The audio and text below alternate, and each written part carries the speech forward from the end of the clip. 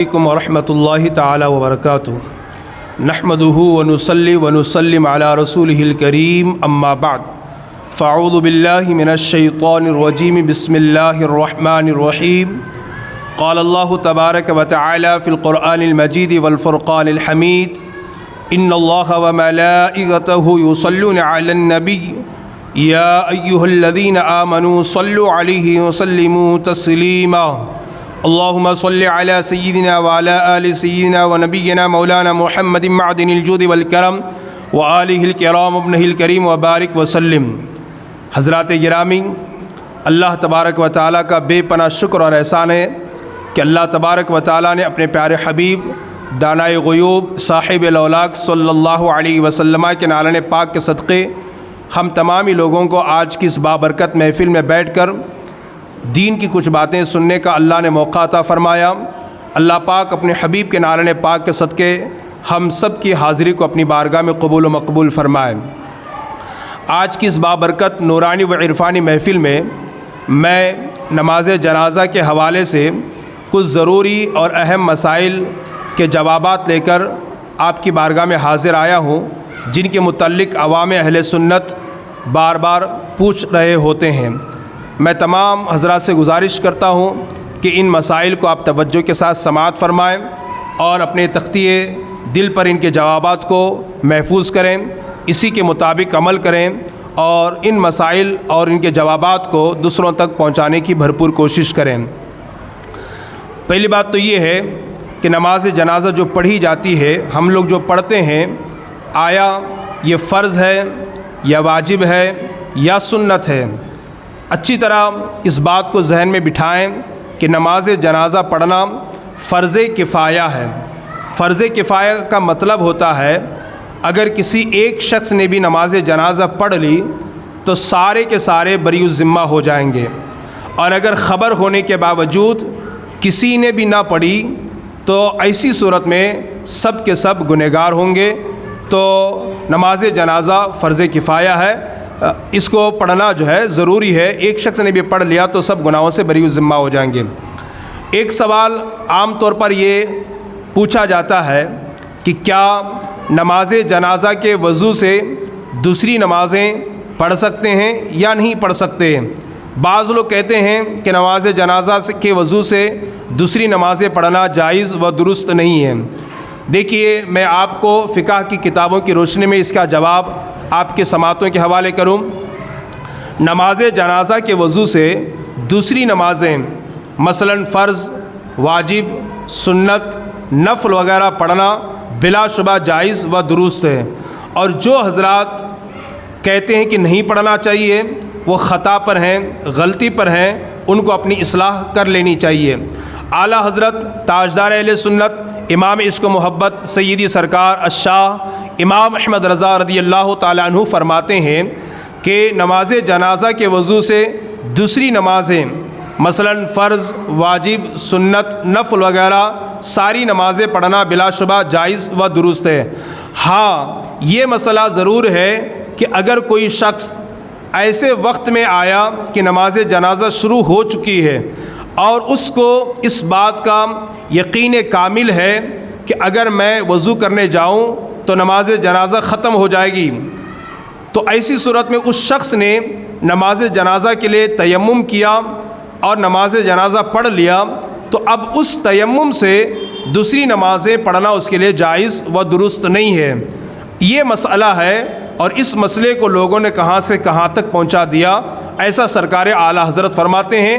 حاصل کلام یہ ہے کہ نماز جنازہ کے وضو سے آپ دوسری نمازیں فرض ہوں، واجب ہوں، سنت ہو، نفل ہوں، ساری نمازیں بلا شبہ پڑھ سکتے ہیں، جائز و درست ہے۔ ایک سوال عوام اہل سنت کی طرف سے یہ پوچھا جاتا ہے کہ کیا سوسائڈ کرنے والے کی یعنی خودکشی کرنے والے کی نماز جنازہ پڑھنا جائز و درست ہے؟ دیکھیے، پہلی بات تو یہ ہے کہ خودکشی کرنا یعنی سوسائڈ کرنا یہ بہت بڑا گناہ کا کام ہے، حرام و ناجائز ہے، گناہ کبیرہ ہے، اور اس کے حوالے سے قرآن مجید فرقان حمید میں اور احادیث کریمہ میں بہت بڑی بڑی وعید آئی ہوئی ہے۔ لیکن سوسائڈ کرنے سے، خودکشی کرنے سے مسلمان کافر نہیں ہوتا، البتہ بڑا گنہگار ہوتا ہے۔ تو ہر مسلمان کی نماز جنازہ پڑھنے کا حکم ہے، چاہے وہ کتنا ہی بڑا گنہگار کیوں نہ ہو۔ تو سوسائڈ کرنے سے، خودکشی کرنے سے مسلمان ہی رہتا ہے، کافر نہیں ہوتا، البتہ بڑا گنہگار ہوتا ہے۔ تو اس کی نماز جنازہ پڑھنا بلا شبہ جائز و درست ہے، اور اس کے لیے دعائے مغفرت کرنا بھی جائز و درست ہے۔ اس کی نماز جنازہ بھی پڑھی جائے گی اور مغفرت اور بخشش کی دعا بھی اس کے لیے کی جائے گی۔ ایک سوال یہ ہے کہ کچھ لوگ عمرہ کے لیے جاتے ہیں، مکۃ المکرمہ مدینہ المنورہ جاتے ہیں، وہاں دیکھتے ہیں کہ جنازہ ہوتا ہے تو بھی نماز جنازہ پڑھتے ہیں، اور جنازہ نہیں ہوتا ہے تو بھی نماز جنازہ پڑھتے ہیں۔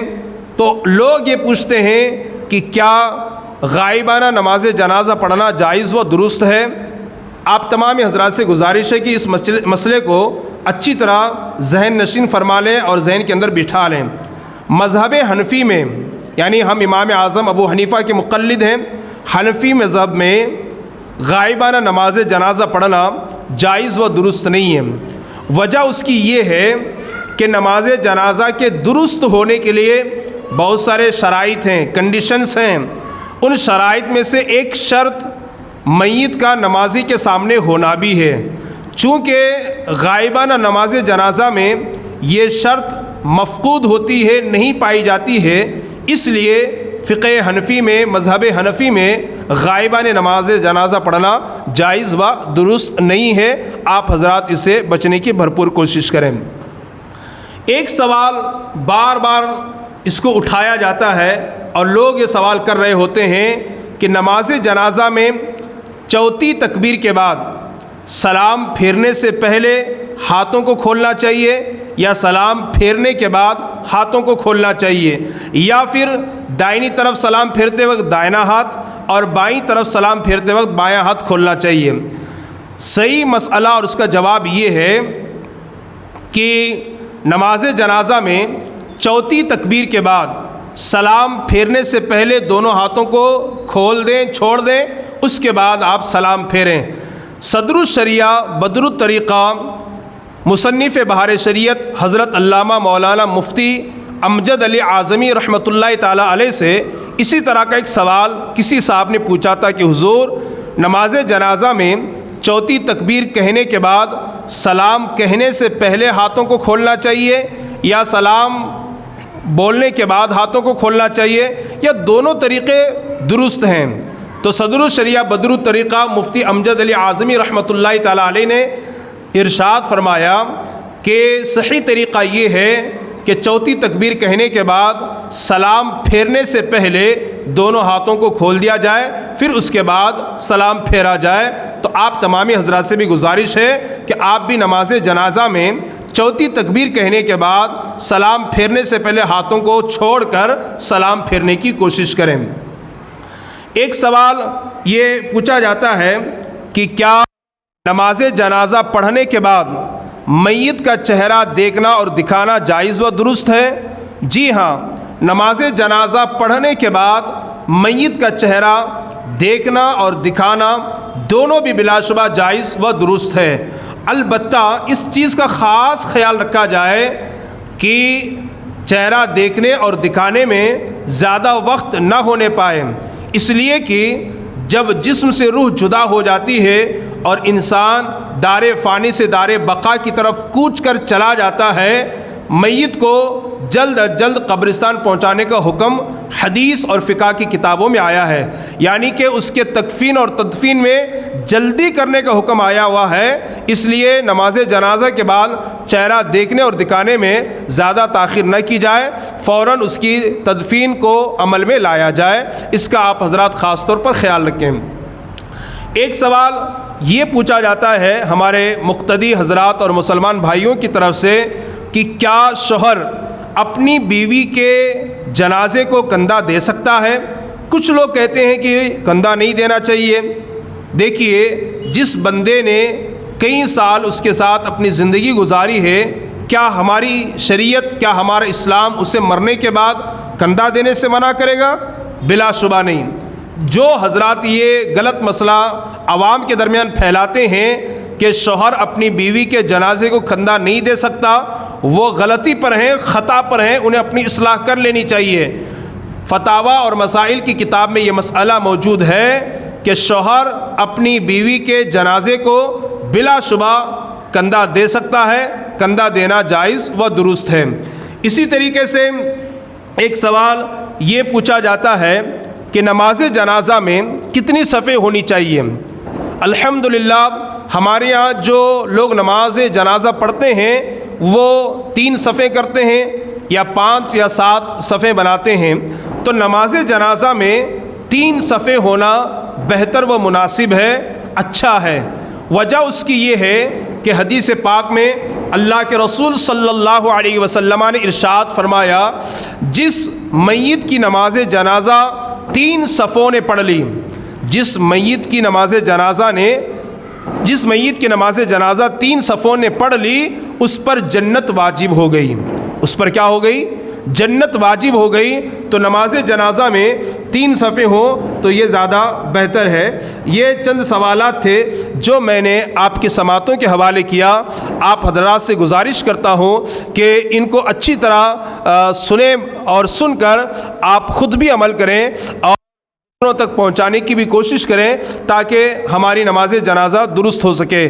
ایک اور آخری سوال میرے ذہن میں آیا، وہ یہ ہے کہ نماز جنازہ میں جو 4 تکبیریں ہوتی ہے، کیا امام کے ساتھ مقتدی کا بھی کہنا ضروری ہے؟ جی ہاں، یہ جو 4 تکبیریں یعنی 4 مرتبہ جو اللہ اکبر کہا جاتا ہے، یہ نماز جنازہ کے رکن ہیں، فرائض میں سے ہیں، اور رکن کو چھوڑے بغیر عبادت مکمل نہیں ہوتی۔ اس لیے امام کے ساتھ مقتدی کے لیے بھی ضروری ہے کہ وہ نماز جنازہ میں اللہ اکبر تکبیر کو بجا لائیں۔ ایک اور سوال عام طور پر یہ بھی پوچھا جاتا ہے کہ اگر کسی شخص کو نماز جنازہ کی دعا یاد نہ ہو تو کیا دیوار پر لکھی ہوئی دعا کو دیکھ کر کے پڑھنے سے اس کی نماز جنازہ ہو جائے گی یا نہیں ہوگی؟ تو آپ حضرات اس بات کو اچھی طرح ذہن میں رکھیں کہ نماز جنازہ میں 4 تکبیر ہوتی ہے۔ پہلی تکبیر کہہ کر ثنا پڑھتے ہیں جو نمازیں پڑھی جاتی ہے تھوڑی سی تبدیلی کے ساتھ، دوسری تکبیر کہی جاتی ہے اور پھر درود ابراہیم پڑھتے ہیں جو نماز میں ہم پڑھتے ہیں، پھر تیسری تکبیر کہنے کے بعد دعائے میت پڑھتے ہیں۔ اب اگر کسی صاحب کو دعائے میت یاد نہ ہو، ہمارے علماء فرماتے ہیں کہ وہ سورۃ الفاتحہ کو دعا کی نیت سے پڑھ لے تو اللہ پاک اس کی نماز جنازہ کو قبول بھی فرمائے گا اور ثواب بھی عطا فرمائے گا۔ اور اگر کسی کو سورہ فاتحہ یاد نہ ہو تو پھر علماء نے فرمایا کہ اللہم ربنا آتینا فی الدنیا حسنہ وفی الآخرۃ حسنہ، اس کو دعا کی نیت سے پڑھ لے تو بھی اللہ پاک اس کی نماز جنازہ کو قبول فرمائے گا اور ثواب بھی عطا فرمائے گا، لیکن ساتھ ہی ساتھ نماز جنازہ کی دعا کو یاد کرنے کی کوشش کرتا رہے۔ اور اگر کسی کو دعائے میت یاد نہ ہو، اگر ایسا شخص دیوار پر لکھی ہوئی دعا کو دیکھ کر کے پڑھتا ہے تو اس کی نماز جنازہ فاسد ہو جائے گی۔ وجہ اس کی یہ ہے کہ دیوار پر دیکھ کر کے دعا پڑھنا یہ باہر سے تعلیم حاصل کرنا ہوا، اور باہر سے تعلیم حاصل کرنا جس طرح اور نمازوں کو فاسد کر دیتا ہے، ایسے ہی نماز جنازہ کو بھی فاسد کر دیتا ہے۔ اس لیے عوام اہل سنت اور آپ تمامی حضرات سے میری گزارش ہے کہ نماز جنازہ کی دعا یاد نہ ہو تو یاد کرنے کی کوشش کریں، اور یاد ہونے تک دیوار پر دیکھ کر پڑھنے کی بجائے سورۃ الفاتحہ پڑھ لیں یا اللہم ربنا آتینا والی یہ دعا پڑھ لیں، انشاءاللہ نماز جنازہ بھی ہو جائے گی اور آپ کو ثواب اور اجر بھی ملے گا۔ اللہ تبارک و تعالیٰ کی بارگاہ میں دعا کرتا ہوں کہ اللہ تبارک و تعالیٰ سارے مومنین کی بے حساب مغفرت فرمائے۔ جتنے مومنین و مومنات اس دنیا سے چلے گئے اللہ پاک سب کی بے حساب مغفرت اور بخشش فرمائے۔ اللہ تبارک و تعالیٰ سارے مرحومین کو قبر میں کروٹ کروٹ جنت کے جلوے نصیب فرمائے۔ اللہ تبارک و تعالیٰ سبوں کو عذاب قبر عذاب حشر سے محفوظ و مامون فرمائے۔ آج نہیں تو کل ہمیں بھی اس دنیا کو چھوڑ کر جانا ہے۔ اللہ تعالیٰ موت سے پہلے ہم سب کو بار بار اپنے نبی کا دیدار نصیب فرمائے، مکۃ المکرمہ مدینۃ المنورہ کی حاضری نصیب فرمائے۔ اللہ پاک پنجتن پاک کے صدقے میں ہم سب کا خاتمہ ایمان پر فرمائے۔